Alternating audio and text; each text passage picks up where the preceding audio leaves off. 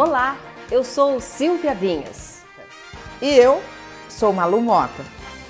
Começa agora mais uma edição do Notícias em Foco. A pandemia fez com que muita gente ficasse confinada. E a nossa casa, que era um lugar de refúgio, de descanso, precisou se adaptar ao trabalho home office e às aulas online das crianças. Pois é, Malu, e isso levou a um aumento nas reformas durante a quarentena. Olha só que no meu prédio eu contei pelo menos umas 10. E as vendas do setor de construção confirmam isso, viu? Mais de 50% dos varejistas registraram alta na demanda, segundo a Associação Nacional dos Comerciantes de Material de Construção. Batidas de martelo, som de furadeira. Os ruídos típicos de obras e reformas viraram trilha sonora para muita gente durante a quarentena. Com tanto tempo em casa, pequenos reparos que vinham sendo adiados não puderam mais esperar. Na casa do Nef Vieira, todo mundo pôs mãos à obra e as reformas uniram a família. Aproveitando a pandemia, desde março e abril, todos dentro de casa, nós aprimoramos algumas atividades, onde eu pude fazer com que a família participasse também dessa atividade comigo. Nós realizamos, por conta dessa pandemia, um escritório dentro de casa e a pandemia veio, nesse momento, só juntar mais. Você tem mais relacionamento, você tem mais tempo de ficar junto, você tem mais atividades para fazer, mais ideias surgiram, mais ideias ainda estão em pauta para a gente poder estar executando dentro de casa. Assim como a família do Nef, muita gente aprendeu a fazer os reparos em casa. E a cultura do faça você mesmo ganhou espaço logo no início da pandemia. É o que explica o arquiteto Elton Almeida. A gente teve, num primeiro momento, uma coisa que eu chamo, não necessariamente de reforma, mas eram aquelas coisas que precisavam ser feitas numa casa e que por falta de tempo, por preguiça, por ter coisas mais interessantes para fazer, não eram feitas. Então esse primeiro momento foi o momento assim de fazer o conserto basicão, né? Fazer as coisas voltarem a funcionar. Às vezes era uma torneira, uma parede para pintar, coisas muito simples que muitas vezes as próprias pessoas da casa acabavam fazendo. Na atividade de hoje, nós conseguimos juntar a família para instalar uma luminária.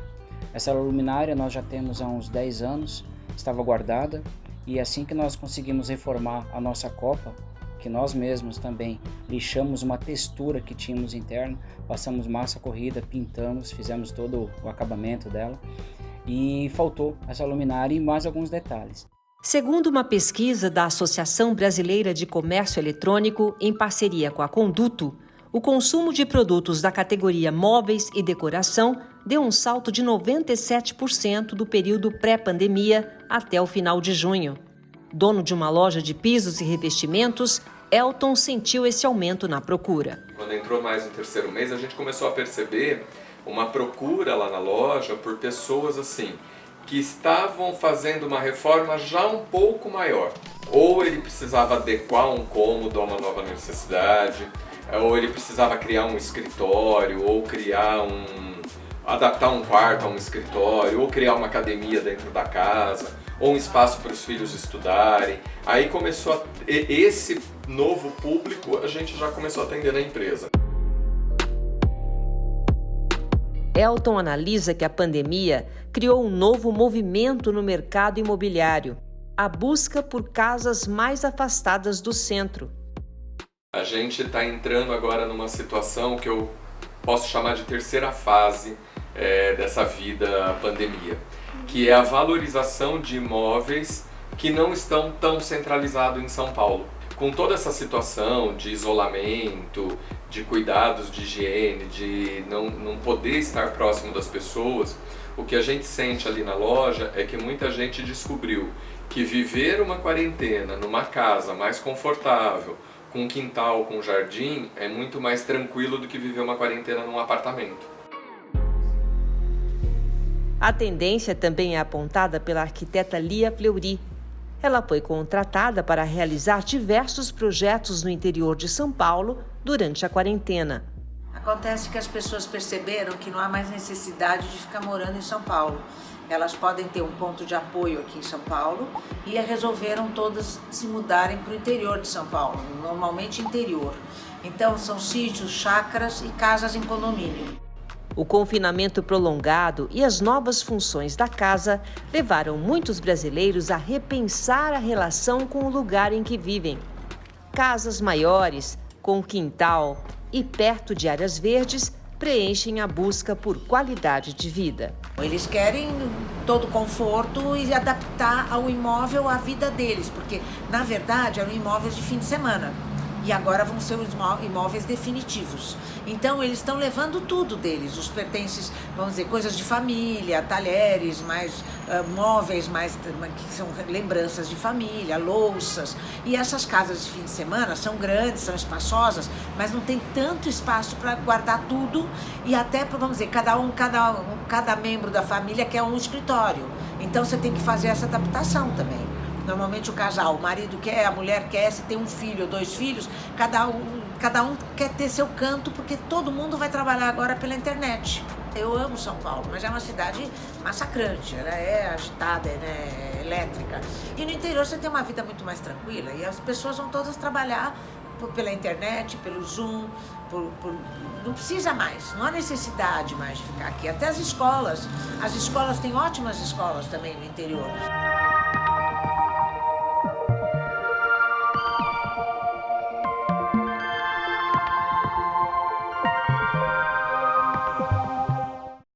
E a busca por casas no interior ou em cidades litorâneas é uma tendência que ocorre em vários lugares do Brasil.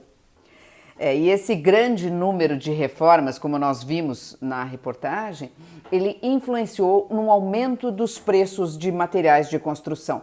Itens muito usados em reparos, como o cimento e a argamassa, subiram até 12%, segundo a Fundação Instituto de Pesquisas. Bom, agora mudando de assunto, em locais com altos índices de criminalidade, a resposta do poder público costuma aparecer por meio da força e da repressão. Mas existe uma forma de prevenção ao crime que inclui ações bem mais prosaicas. Pode passar pela limpeza de uma praça, o reparo de uma iluminação pública e até mesmo o fortalecimento dos laços entre vizinhos. Pois é, esse é um conceito de urbanismo que ganhou força nas últimas décadas. A prevenção ao crime por meio do design ambiental. O método surgiu entre as décadas de 1960 e 70. Em linhas gerais, ele defende que o movimento nas ruas gera um ambiente menos propício à criminalidade. Calçada cheia de gente é sinônimo de segurança e não o contrário. No livro que deu origem ao conceito, o criminologista norte-americano Charles Ray Jeffrey olha para as causas do crime de uma forma multidisciplinar, incorporando elementos comportamentais, políticos, psicológicos e biológicos. Para ele, os gigantescos conjuntos habitacionais modernistas, com prédios altos e milhares de residentes, são indesejados. Os especialistas acreditam que esse tipo de solução cria ambientes inseguros, propícios ao crime. 4 elementos do design ajudam na segurança do ambiente urbano: a territorialidade, o monitoramento, o desenho das edificações e a combinação geográfica. Desde o surgimento do método, diversos estudos validam a prática. O mais recente tem a parceria da polícia nova-iorquina e mostra que ruas com iluminação pública têm riscos menores de serem alvos de criminosos. A pesquisa americana mostrou que o gasto com luz reduz o número de ocorrências em 4%. Parece pouco, mas uma diminuição semelhante seria esperada no caso de aumento de 10% no número de policiais com custo mais elevado. Essa revelação valida uma teoria chamada de janela quebrada. Ela estabelece uma relação que parece simples entre áreas degradadas, afetadas pelo vandalismo e o aumento da criminalidade. Práticas de prevenção de crimes pelo design ambiental fazem parte da estratégia em cidades dos Estados Unidos, Portugal, Alemanha, Reino Unido, Chile e na África do Sul. O drama do novo coronavírus parou o mundo do turismo por vários meses e impactou a economia do setor. A retomada já acontece de forma gradual, mas ainda vai levar um tempo para que as atividades sejam totalmente restabelecidas. E nesse tempo de quarentena, quem vivia de malas prontas teve que se reinventar. Viajar 15 dias para fora do Brasil só com uma mala de mão é possível? É, e eu vou te mostrar agora. Planejar roteiros, fazer as malas e viajar. Essa era a rotina de blogueiros de turismo e produtores de conteúdos de viagens, como a jornalista Adriana Bittar.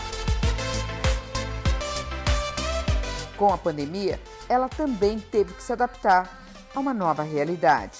Quando a gente para pensar que já se passaram tantos meses e a gente não viajou, é estranho mesmo, porque a gente está bem acostumado a fazer muitas viagens a trabalho, então sempre surgem convites, oportunidades, muitas coisas em cima da hora, muitas coisas que a gente programa.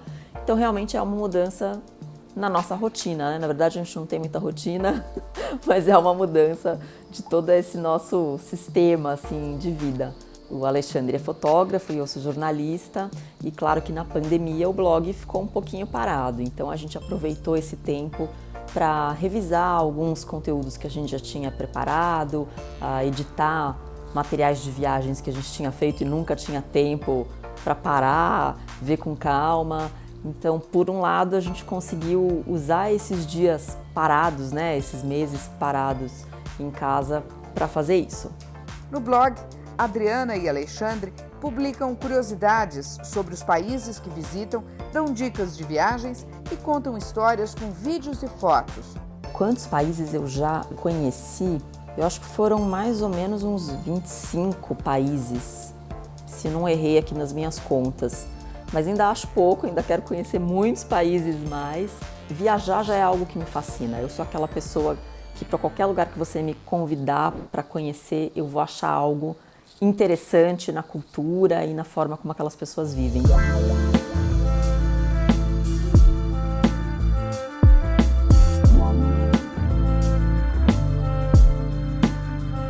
Logo que foi decretada a pandemia, o casal estava na Índia.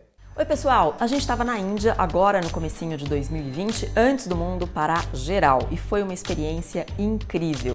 Eles retornaram ao Brasil pouco antes das viagens serem suspensas. Nosso voo estava marcado para o, acho que, penúltimo dia que seria possível sair do país. Depois as companhias aéreas já começaram a cancelar todos os voos, tanto que deu maior confusão com os assentos, porque mesmo a gente já tendo os assentos reservados, trocaram tudo, mas enfim, a hora que a gente sentou no avião, deu aquele alívio. Nossa, consegui ir para casa, né? Tô conseguindo voltar para minha casa.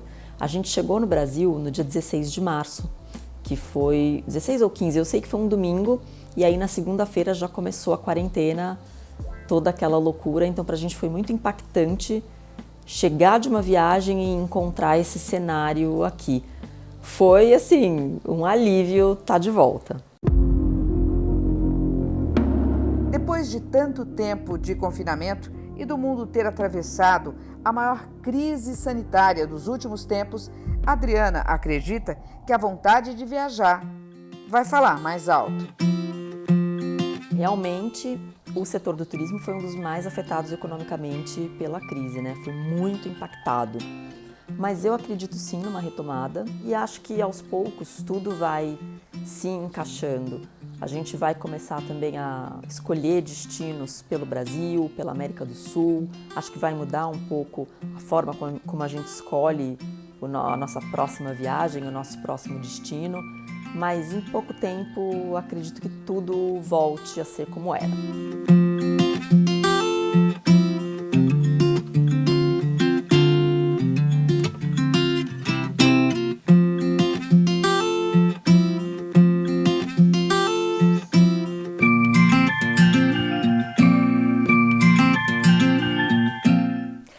Nessa época de isolamento social, descobrimos que a arte alivia, distrai, resgata o ser humano, mas também pode transmitir mensagens de apoio e de luta.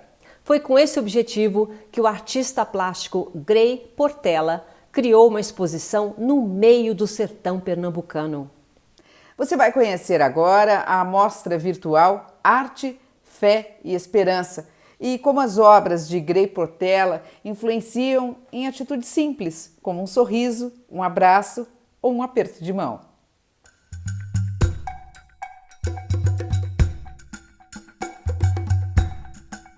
Uma visão no meio do agreste. Da aridez brotam as inspirações. E a arte de Grey Portela invade o sertão pernambucano.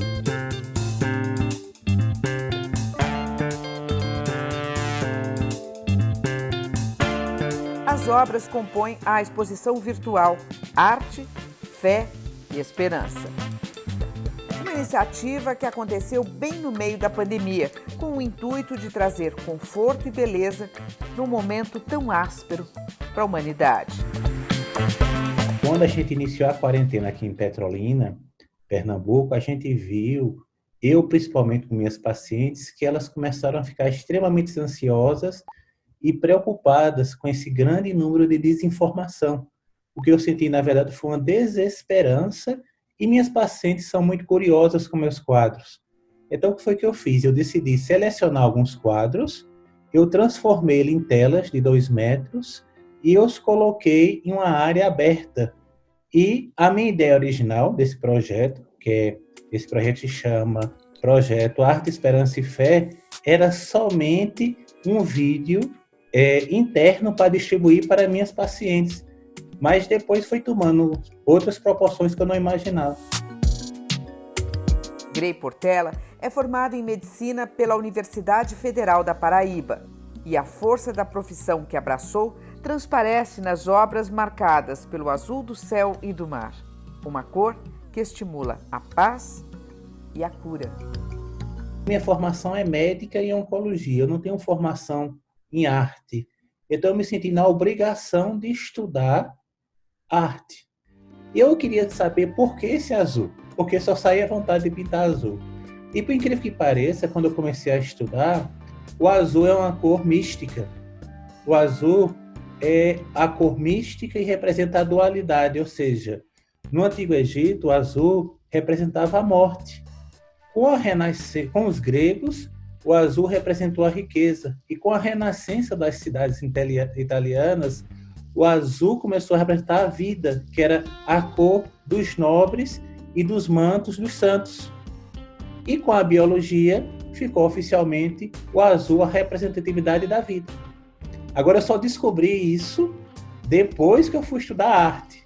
E eu fui ver a significância do azul. Ou seja, minha formação, eu não sabia nada disso. E eu não sabia porque só azul, eu não tinha vontade de pintar outras cores, só tinha vontade de pintar azul. Nas telas, a sensibilidade aparece em cada traço como uma lição de resiliência e esperança. Ele agrega histórias e sentimentos e transforma tudo em arte. Desde que eu comecei a pintar, minha maior inspiração é a própria oncologia. O câncer, na verdade, é uma grande lição de humildade, porque a partir do momento que você se debate com câncer, você tem que enfrentar um câncer de mama, um câncer de ovário, a gente procura forças que a gente nunca teve na vida. Então, na verdade, eu que aprendo com minhas pacientes o que é viver, o que é ter vontade de viver. Esses sentimentos que eu aprendo com meus pacientes, eu os levo para os quadros. Então, na verdade, minha maior inspiração são meus pacientes, as histórias de vida deles. Desde a infância, Grey Portela sempre teve grande interesse por revistas em quadrinhos, cinema e por literatura, uma das suas fortes influências. Eu tive uma infância muito privilegiada. Eu fui parabenizado quando eu nasci com uma biblioteca de 3.500 livros. E eu sempre fui uma criança muito solitária e eu recebi esse presente do meu pai. Então, na verdade, eu passei meus 10 anos iniciais mergulhados na minha literatura, tinha acesso a tudo em casa. Só que um belo dia, eu encontrei um livro de Gabriel Garcia Marques. E esse livro revolucionou minha vida. Foi 100 anos de solidão. Então, 100 anos de solidão talvez resuma a minha arte, porque 100 anos de solidão, ele traça a história de todos nós. E, na verdade, ele vai questionar a humanidade, ele vai questionar a beleza, o egoísmo, a maternidade, ele vai questionar a ditadura, ele vai questionar a liberdade, ele vai questionar a imprensa. Na verdade, ele questiona o ser humano como um todo. E esse livro virou meu livro de cabeceiras. Esse universo místico de Gabriel Garcia Marques foi da minha primeira transição. E a minha segunda transição foi quando eu tive acesso à literatura brasileira. Eu acho que eu tinha 13 anos, eu comecei a ler Clarice Lispector. Isso enlouqueceu. Com um adolescente no meio da Paraíba, no Cariri da Paraíba, você lê Clarice Lispector com 13 anos, é tipo assim, você tem um pós-doutorado em psicologia, psiquiatria e designer com 13 anos de idade. Eu falei para minha galerista se a literatura podia ser como influência. Eu disse assim, ela perguntou por que isso? Porque eu não tive acesso a uma formação de arte. Se você perguntar de onde vem isso, vem dos clássicos, os clássicos literários.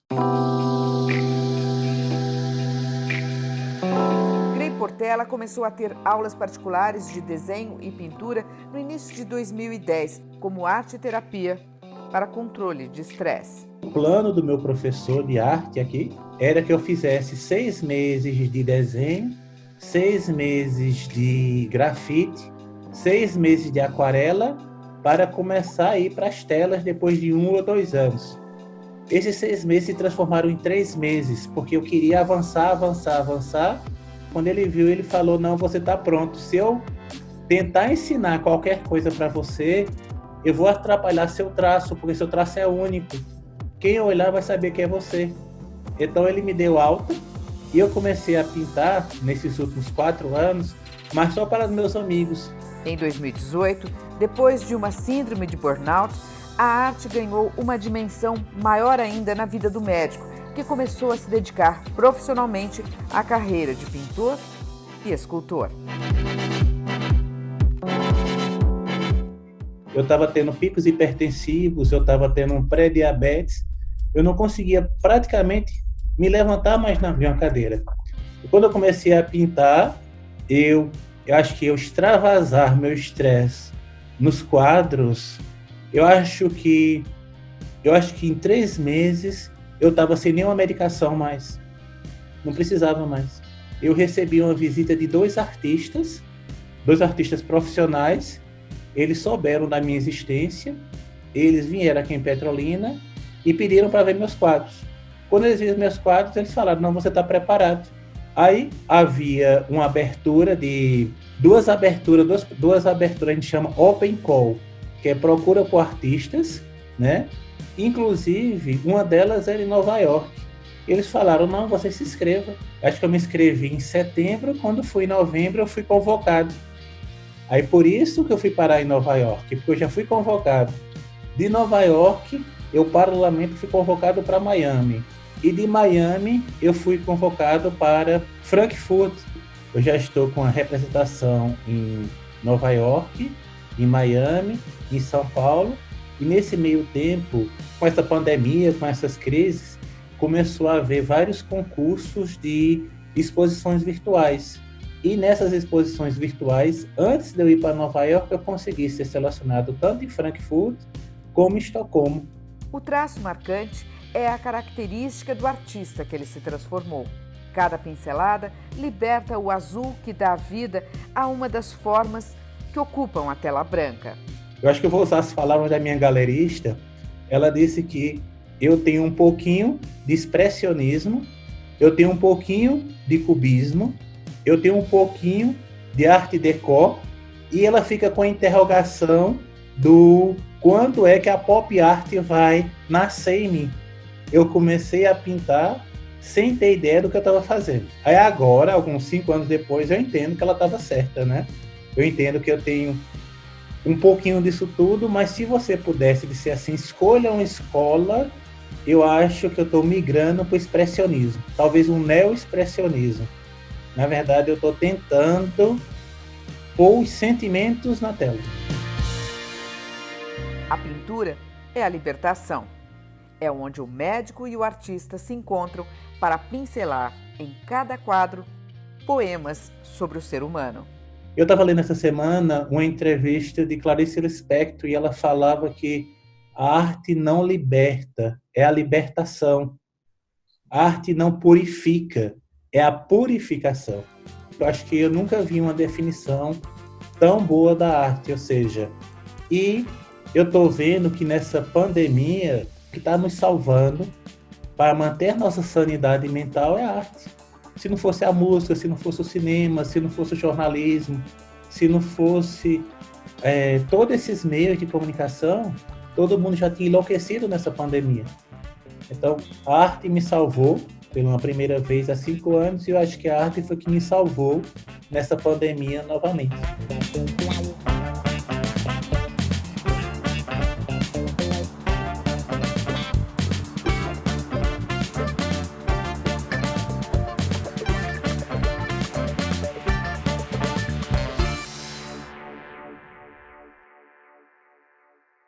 A divulgação artística ganhou um novo canal inspirado na quarentena.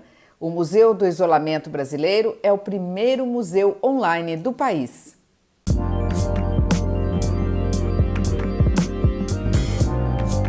Com curadoria de Luísa Lorenziadas, a página no Instagram divulga o trabalho que artistas vêm fazendo durante a pandemia. Ela reúne imagens de desenhos, pinturas, grafites, bordados, colagens e fotografias feitos por brasileiros nos últimos meses. O museu tem mais de 100 mil seguidores e mostra ao público reflexões sobre a pandemia e questões atuais como o feminismo. Para fazer parte do acervo online, basta preencher um formulário disponível na página do museu no Instagram.